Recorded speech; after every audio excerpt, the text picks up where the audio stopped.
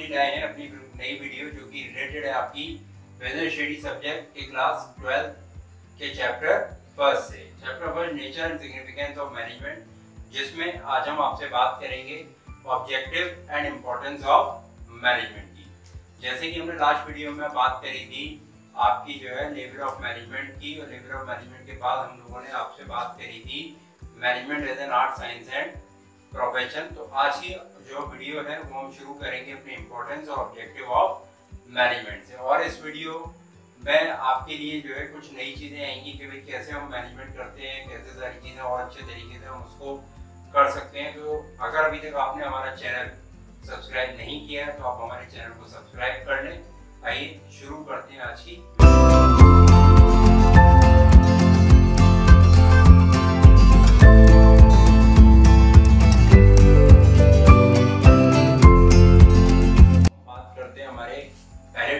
पहला टॉपिक है हमारा ऑब्जेक्टिव ऑफ मैनेजमेंट। देखिए मैनेजमेंट का ऑब्जेक्टिव क्या होता है और मैनेजमेंट का ऑब्जेक्टिव हमारा कितने पार्ट में क्लासिफाइड है वो आज हम पढ़ेंगे। अगर हम बात करेंगे ऑब्जेक्टिव ऑफ मैनेजमेंट, तो मैनेजमेंट के जो ऑब्जेक्टिव होते हैं, जो हमारे बिजनेस के ऑब्जेक्टिव होते हैं, वो मेन तीन होते हैं, लाइक ऑर्गेनाइजेशनल और इकोनॉमिक ऑब्जेक्टिव, सेकंड होता है सोशल ऑब्जेक्टिव और थर्ड होता है पर्सनल ऑब्जेक्टिव। सबसे पहले हम बात करते हैं ऑर्गेनाइजेशनल और economic objective of the business. देखिए कोई भी बिजनेस जो हमने शुरू किया है या हमारा पुराना बिजनेस चल रहा है, उसका मेन मोटिव क्या होता है। हमारा कोई भी बिजनेस होता है तो उसका सबसे पहला मेन मोटिव होता है कि भाई सबसे पहले वो क्या करें, वो सबसे पहले करें सर्वाइवल। सर्वाइवल मतलब यदि मान के चलिए आपने कोई नया बिजनेस शुरू किया है, अब आपने जो बिजनेस शुरू किया है वो बिजनेस जो भी शुरू किया जाता है वो लॉन्ग टर्म पर्पज से शुरू किया जाता है, ना कि शॉर्ट टर्म पर्पज से कि मैंने आज बिजनेस शुरू किया, 1 महीने बाद, 2 महीने बाद या साल भर बाद मैं अपने बिजनेस को वाइंड अप कर दूंगा। बट लेकिन जो बिजनेस होता है वो हमारा लॉन्ग टर्म के लिए शुरू किया जाता है, उसका मेन ऑब्जेक्टिव होता है कि लॉन्ग टर्म में चले। तो सबसे पहले जो ऑर्गेनाइजेशन का और जो मैनेजमेंट का मेन ऑब्जेक्टिव होता है वो होता है सर्वाइवल। सर्वाइवल मतलब कि जो भी बिजनेस काम कर रहा है, लाइक कुछ प्रोडक्शन कर रहा है, तो उसकी प्रोडक्शन में, मार्केटिंग में जो भी कॉस्ट आ रही है, सबसे पहले वो कॉस्ट निकल कर आए। मींस कि उतनी हमारा सेल वॉल्यूम या उतना हमारा रेवेन्यू जनरेट हो जितना हमारा एक्सपेंसेस हो रहे हैं। It means income equal to expenditure हो जाए। तो that is a part of survival कि यदि कंपनी को प्रॉफिट नहीं हो रहा तो कंपनी अपना सर्वाइवल करती रहेगी। सर्वाइवल के बाद जब बिजनेस को इनकम और एक्सपेंडिचर दोनों बराबर होने लगते हैं तो बिजनेस क्या करता है, अपनी ग्रोथ की सोचता है। तो उसके लिए ग्रोथ क्या करता है, उसका सेकंड मोटिव होता है प्रॉफिट मोटिव। मतलब कि अब ऑर्गेनाइजेशन जो है वो ये चाहता है कि उसको प्रॉफिट होना शुरू हो। तो ऑर्गेनाइजेशन और मैनेजमेंट का सेकंड ऑब्जेक्टिव होता है that is profit motive. Profit motive क्या कि भाई अब यदि मेरी ऑर्गेनाइजेशन वेल एस्टेब्लिश हो गई है, मेरा मार्केट में प्रोडक्ट बिकने लगा है, सोल्ड आउट होने लगा है, या मेरी सर्विसेज जो है अच्छे से लोगों को पसंद आने लगी है, तो अब मेरा क्या हो, अब मुझे प्रॉफिट अर्न होना शुरू हो। तो ये मेरी सेकंड स्टेज होती है जो हमारा मैनेजमेंट करता है कि भाई पहले सर्वाइवल करवा लिया, फिर प्रॉफिट अर्न करवाता है। और प्रॉफिट जब अर्न होने लगता है कंपनी को 10%, 15% या 20%, उसके बाद फिर कंपनी किस पे आती है, ग्रोथ पे, ग्रोथ ऑफ दी फर्म। अब ग्रोथ ऑफ दी फर्म क्या होती है कि भाई जैसे मान के चलिए कि अब मेरा बिजनेस क्या है, सर्वाइवल से हटके प्रॉफिट पे आ गया। प्रॉफिट पे आ गया तो मैं क्या करूंगा, अपने बिजनेस का एक्सटेंशन करता हूँ। एक्सटेंशन और एक्सपेंशन करूंगा। बिजनेस को जब मैं एक्सपेंड करूंगा तो क्या होगा भाई, मुझे एक नई ब्रांच हो सकता है खोलनी पड़े, या मैं कहीं और शहर में या किसी और सिटी में, या मान के चलिए इंडिया से बाहर अपने बिजनेस को और ज्यादा फैलाऊं और इसकी ब्रांचेस बनाऊं। तो that is a part of growth of the business. तो ये मैनेजमेंट के मेन 3 काम होते हैं। सबसे पहले बिजनेस को सर्वाइव करवाना, उसके बाद प्रॉफिट अर्न करवाना, प्रॉफिट अर्न करने के बाद तीसरा होता है हमारा उसकी ग्रोथ। और ये तभी पॉसिबल है जब मेरा जो मैनेजमेंट हो वो बहुत ही इफेक्टिव और एफिशिएंट प्लानिंग को एग्जीक्यूट करवाता हो। इसके बाद सेकंड मोटिव होता है किसी भी मैनेजमेंट का, that is social objective. Social objective क्या होता है कि देखिए जैसे मान के चलिए कोई भी बिजनेस है, आज के टाइम में उसे CSR रेस्पॉन्सिबिलिटीज पूरी करनी पड़ती है। CSR represent for corporate social responsibility, जो कि गवर्नमेंट के द्वारा बताया गया एक पार्ट है कि भाई कोई भी बिजनेस जितना भी प्रॉफिट कर रहा है उस बिजनेस को अपने प्रॉफिट का कुछ हिस्सा, लाइक कुछ परसेंटेज सोशल वेलफेयर में खर्च करना है। अब वो बिजनेस सोशल वेलफेयर में कैसे खर्च कर सकता है, लाइक एजुकेशन पे खर्च कर सकता है, मतलब फ्री एजुकेशन दे सकता है गरीब बच्चों को, या मान के चलिए जो उसके एम्प्लॉयज हैं उनके एम्प्लॉयज को या उनके बच्चों को फ्री एजुकेशन या ट्रेनिंग दे सकते हैं।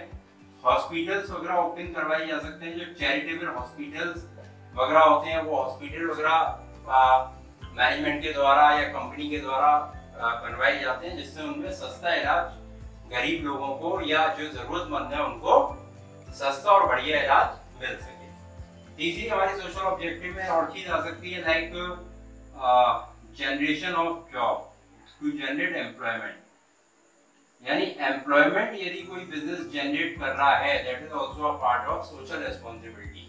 फॉर एग्जांपल जैसे मान के चलिए कि आज कोई कंट्री इंडिया में एस्टेब्लिश होती है और इंडिया में जब वो एस्टेब्लिश हो रही है और इंडिया के मान के चलो दिल्ली में वो एस्टेब्लिश हो रही है, तो जब वो दिल्ली में एस्टेब्लिश हो रही है तो उसका मेन ऑब्जेक्टिव और मेन उद्देश्य क्या है कि दिल्ली की जिस जगह पे वो एस्टेब्लिश हो रही है वहीं के आसपास के लोगों को एम्प्लॉयमेंट दे, जिससे कि क्या हो जो दिल्ली की जो पब्लिक है जो अनएम्प्लॉयड है उसको एम्प्लॉयमेंट मिले, ना कि वो कंपनी यदि मान के चलिए बाहर की है तो बाहर से लोगों को हायर करे और दिल्ली के लोगों को रोजगार ना दे। तो ये हमारा कॉर्पोरेट सोशल रेस्पॉन्सिबिलिटी में आता है कि भाई जहां आप अपने बिजनेस को एस्टेब्लिश कर रहे हो आप वहां पे जो एम्प्लॉयमेंट की अपॉर्चुनिटीज है वो जनरेट करिए और लोगों को एम्प्लॉयमेंट दीजिए, जिससे कि उनका स्टैंडर्ड ऑफ लिविंग है वो इंक्रीज हो। तो ये हमारा सेकंड सोशल ऑब्जेक्टिव होता है मैनेजमेंट का।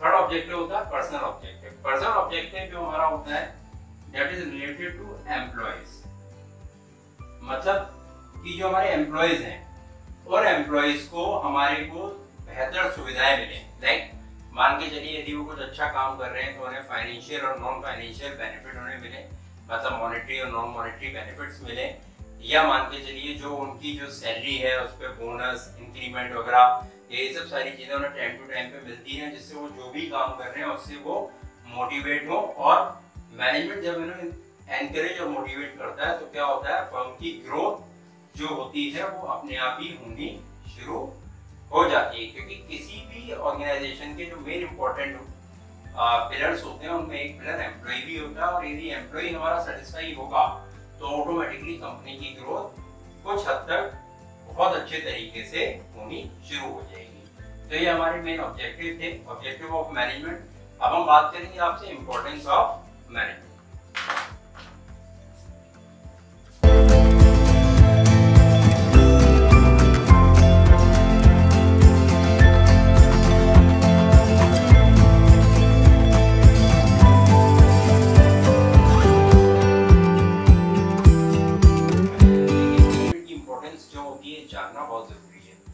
मैनेजमेंट यदि हमारा नहीं होगा, यदि चीज़ों को हम प्रॉपर तरीके से और डिसिप्लिन तरीके से नहीं करेंगे तो जो भी हमारे ऑब्जेक्टिव हैं, जो भी हमारे टारगेट्स हैं उनको अचीव नहीं कर पाएंगे। जैसे फॉर एग्जांपल मान के चलिए कि आप सब लोग बोर्ड के स्टूडेंट हैं, 12th में इस साल आपको बोर्ड देना है, तो जब बोर्ड देना है तो अगर मान के चलिए कि आप ये चाहते हैं कि आप बहुत अच्छे परसेंटेज सिक्योर करें, तो वो परसेंटेज सिक्योर करने के लिए आपको सबसे पहले क्या करना पड़ेगा, अपने ऑब्जेक्टिव फाइनलाइज करना पड़ेगा और अपनी जो लाइफ स्टाइल है उसको मैनेज करना पड़ेगा, यानी प्रॉपर तरीके से प्रॉपर मैनेजमेंट करना पड़ेगा कि भाई किस टाइम पे आपको उठना है, किस टाइम पे सोना है, कितने घंटे आपको स्टडीज करनी है, कौन सा सब्जेक्ट कितनी देर के लिए पढ़ना है, कौन सा सब्जेक्ट कम पढ़ना है, कौन सा सब्जेक्ट ज़्यादा पढ़ना है। तो ये सब सारी चीज़ें it's a part of management, जो कि हमने पीछे की वीडियोज़ में भी पढ़ा था कि मैनेजमेंट और परवेसिव होता है हर जगह मैनेजमेंट की हमें ज़रूरत होती है, चाहे हम बिजनेस करें, चाहे हम अपनी पर्सनल एक्टिविटीज़ करें, चाहे हम कोई भी काम करें।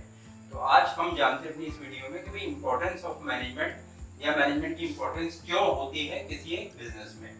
देखिए सबसे पहला पॉइंट है हमारा management help in achieving group goals. Management क्या करता है, हमारे जो ग्रुप के गोल्स होते हैं, हमारे जो ऑर्गेनाइजेशन के गोल्स हैं उनको अचीव करने में हेल्प करता है। जैसे अब ये हेल्प कैसे करता है, क्या होता है जो मैनेजमेंट होता है वो क्या करता है, जो गोल्स होते हैं उनको इंडिविजुअली डिवाइड कर देता है।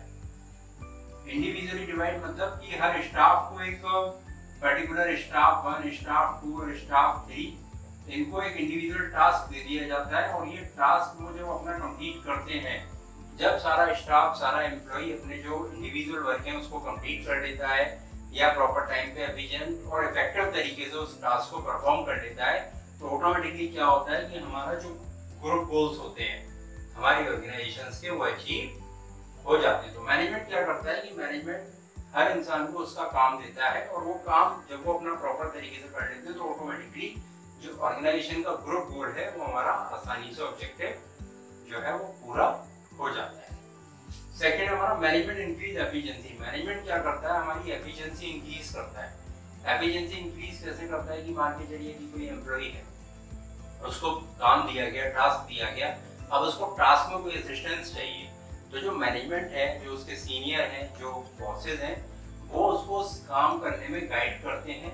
गाइड करने से क्या होता है कि भाई जो पर्टिकुलर स्टाफ है या जो पर्टिकुलर हमारा एम्प्लॉय है, उसकी एफिशिएंसी इंक्रीज होती है। एफिशिएंसी इंक्रीज क्यों होती है, क्योंकि मान के चलिए अभी उसको वो काम करना नहीं आता था, बट उसके सीनियर्स ने उन्हें डांटा नहीं, बट उसको समझाया कि भाई इस टास्क को आप किस तरीके से परफॉर्म कर सकते हो। तो जब उसको समझाया गया तो ऑटोमेटिकली फिर वो क्या होगा, अपने उस काम को बहुत ही एफिशिएंट और इफेक्टिव तरीके से कर सकता है। दूसरा, हर इंसान के काम डिसाइडेड होते हैं कि भाई आपको ये वर्क परफॉर्म करना है, तो हर पर्सन को अपना टारगेट मालूम है कि भाई मुझे ये टास्क 1 परफॉर्म करना है, सेकंड एम्प्लॉय को मालूम है मुझे टास्क 2 परफॉर्म करना है, थर्ड एम्प्लॉय को मालूम है मुझे टास्क 3 परफॉर्म करना है। तो कोई भी कोऑर्डिनेशन की कमी नहीं होती, प्रॉपर कोऑर्डिनेशन होता है, सबको मालूम है किसको क्या काम करना है। तो उस कारण से भी जो एम्प्लॉयज हैं उनकी एफिशिएंसी इंक्रीज होती है, और जब एफिशिएंसी इंक्रीज होगी तो हमारे बिजनेस में भी हमें बेनिफिट्स होते हैं। तो मैनेजमेंट का मेन काम क्या होता है, एफिशिएंसी इंक्रीज करना। यदि कोई ग्रीवियंसेस है एम्प्लॉय के बीच में तो वो खत्म करना, क्योंकि यदि ग्रीवियंसेस होंगे तो भी हमारी एफिशिएंसी इंक्रीज नहीं हो सकती। और एफिशिएंसी इंक्रीज तब होती है जब हमारा जो प्रॉपर जो वर्क प्लेस है वहां पर प्रॉपर तरीके से और स्मूथ तरीके से हमारा काम चल रहा हो। अब वो चलेगा कब, जब हमारा मैनेजमेंट इफेक्टिव होगा। मैनेजमेंट इस तरीके से प्लानिंग करेगा कि किसी भी एम्प्लॉय को किसी तरीके की कोई भी दिक्कत या परेशानी ना हो अपने टास्क को परफॉर्म करने में। Management create a dynamic organisation. Management क्या करते हैं, डायनामिक ऑर्गेनाइजेशन क्रिएट करता है। मींस डायनामिक ऑर्गेनाइजेशन मतलब कि सिचुएशनल एम्प्लॉयज तैयार करता है। सिचुएशनल मतलब कि जैसा मान के चलिए कोई भी सिचुएशन आ जाए तो सिचुएशन में हमारा एम्प्लॉय परफॉर्म कर पाए, that is a part of dynamic organisation. कि भाई हमारा जो एम्प्लॉय है, यदि कोई सिचुएशन ऐसी आ रही है कि उस सिचुएशन में उसको जो है वर्क परफॉर्म करना पड़ रहा है और वो वर्क परफॉर्म बिल्कुल नई तरीके से हो रहा है, तो वो अपने जो एम्प्लॉयज है उन्हें ट्रेनिंग देते हैं, और ट्रेनिंग देने के बाद उनसे वो टास्क को परफॉर्म करवाते हैं, जिससे कि हम मैनेजमेंट को क्या बोलते हैं, डायनामिक ऑर्गेनाइजेशन भी बोलते हैं। इसका एक बिल्कुल लेटेस्ट एग्जांपल आप लोगों का चल रहा है। जैसे फॉर एग्जांपल अभी इस समय कोविड-19 चल रहा है, और कोविड-19 के समय में सबसे अच्छा ये एग्जांपल है डायनामिक ऑर्गेनाइजेशन का, और मैनेजमेंट इसको फॉलो करवाता है। मैनेजमेंट कैसे क्रिएट कर रहा है कि भाई अब लॉकडाउन हो गया, लॉकडाउन के बाद काफी सारी इंडस्ट्रीज बंद हो गई। इंडस्ट्रीज बंद होने के बाद आज और कुछ समय पहले से हमारा जो है वर्क फ्रॉम होम चल रहा है। अब वर्क फ्रॉम होम में क्या चल रहा है कि आपकी ऑनलाइन क्लासेस चल रही है। जैसे आप स्टूडेंट हैं तो आप यदि पढ़ रहे हो तो आपकी ऑनलाइन क्लासेस चल रही है। स्कूल मैनेजमेंट आपको ऑनलाइन क्लासेस दे रहा है, कॉलेज मैनेजमेंट आपको ऑनलाइन क्लासेस दे रहा है। तो जिससे क्या है कि आपका ऑफलाइन क्लासेस नहीं हो पा रही, लेकिन ऑनलाइन क्लासेस से आपका जो वर्क है वो सफर नहीं हो रहा। और जो टीचर ऑफलाइन क्लासेस देते थे, जिन्हें नहीं मालूम था कि ऑनलाइन क्लासेस नहीं देनी कैसे देनी है, आज उन्होंने क्या करा, मैनेजमेंट ने उन्हें सिखाया कि भाई किस तरीके से आप ऑनलाइन क्लासेस दे सकते हो। और आज के टाइम में जो आईटी है, इंफॉर्मेशन टेक्नोलॉजी ने भी काफी सारे टूल डेवलप किए जिससे कि हमारी ऑनलाइन क्लासेस बहुत स्मूथ चल सकती है। तो मैनेजमेंट क्या होता है, management dynamic function organisation create करता है, जिससे कि जो भी हमारी ऑर्गेनाइजेशन के एम्प्लॉयज हैं वो हर सिचुएशन को प्रॉपर तरीके से हैंडल कर पाए। नेक्स्ट होता है management help in achieving personal goal. जैसा कि हमने पहले पॉइंट में बात करी कि मैनेजमेंट क्या करता है कि पर्सनल गोल को अचीव करवाता है। मींस कि हर एम्प्लॉय यदि अपने अपने गोल्स को अचीव कर लेंगे तो ऑटोमेटिकली हमारी जो ऑर्गेनाइजेशन है उसका गोल अचीव हो जाएगा। नेक्स्ट है management help in development of the society. देखिए मैनेजमेंट जो होता है, जो भी हमारी कंपनी है उसका जो टॉप मैनेजमेंट होता है, वो हमारी सोसाइटी के डेवलपमेंट में बहुत ज्यादा हेल्प करता है। ये भी हमने ऑब्जेक्टिव ऑफ मैनेजमेंट में भी पढ़ा था, जहाँ पर हमने बात करी थी कि भाई जो मैनेजमेंट है वो हॉस्पिटल बनवाता है, स्कूल्स बनवाता है, जिससे कि लोगों को स्कूल में फ्री एजुकेशन मिल पाए, हॉस्पिटल में थोड़ा सस्ता इलाज मिल पाए। तो ये सब सारी चीजें जो है मैनेजमेंट सोसाइटी के लिए डेवलप करता है। या मैनेजमेंट क्या करता है, जब अपने बिजनेस का एक्सपेंशन करता है तो नई जॉब्स क्रिएट करता है। It is also a part of development of society. इसका एक एग्जांपल आप ले सकते हो अजीज प्रेम जी से, जो कि क्या करते हैं, एक अपनी फाउंडेशन चलाते हैं, अजीज प्रेम जी फाउंडेशन, जिसमें वो क्या करते हैं कि अपने गरीब बच्चों को एजुकेशन, एक अच्छे लेवल की एजुकेशन प्रोवाइड करवाने की कोशिश करते हैं। तो that is a part of management help in development of the society. तो मैनेजमेंट सोसाइटी के डेवलपमेंट के लिए हेल्प करता है। तो आज की वीडियो में हमने सीखा कि भाई कैसे ऑर्गेनाइजेशन के जो ऑब्जेक्टिव हैं वो अचीव किए जाते हैं और क्या हमारी इंपॉर्टेंस होती है मैनेजमेंट की हमारे बिजनेस को अच्छे तरीके से और हमारे सारे टास्क और गोल्स को अचीव करने में। तो यदि आपने भी हमारी वीडियो और हमारे चैनल को सब्सक्राइब नहीं किया है तो प्लीज आप कर लीजिए। और जो हमारी नेक्स्ट वीडियो है वो बहुत जल्द आपके पास आएगी, जिसमें हम बात करेंगे आपसे कोऑर्डिनेशन की, और कोऑर्डिनेशन के फीचर्स वगैरह और ये सब सारी चीजें हम जानेंगे अपनी आने वाली